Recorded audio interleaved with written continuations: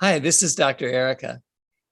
I'm here today to talk to you about the difference between sexual attractions and gender identity. There's a lot made in conversation in society these days about LGBTQIA plus issues, as though we just throw everything together, sexual minorities, gender minorities, and that there are common elements among all of them. And I suppose in the sense that they're variants from cisgender, assigned sex at birth, and straight. Yes, there's some similarities.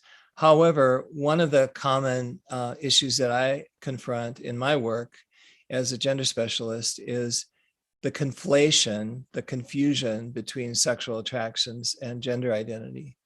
And this can be fueled in part when young people are on their own journey to explore their identity and assert themselves in terms of who they are, with many kids coming out with a sexual attraction label and subsequently later coming out with a gender identity label.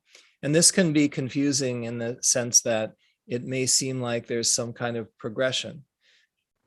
But what I would submit is what's the progression is simply exploration, is trying to identify who they are.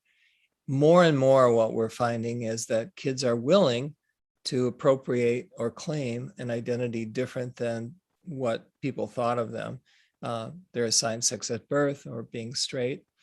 Often this is experimental on their part. In some cases, I've encountered many young people who claim one of these sexual attraction labels without any intimate sexual experience with a peer or anybody, thank God. So, we have to ask ourselves, well, how do they know? And that's a complicated question, but it's important that we listen to our young people, that we accept what they say, and to do so in a non-judgmental way. If you want to have conversation with your kids, don't judge them, don't evaluate them, do listen to them carefully and engage them and communicate to them in every way you reasonably can that you love them no matter who they are, because they're your child and you will always love them. That's the best basis for a constructive conversation in your family about these subjects. I hope you can have many, and it would be my pleasure to continue to encourage that kind of conversation. Thanks for listening.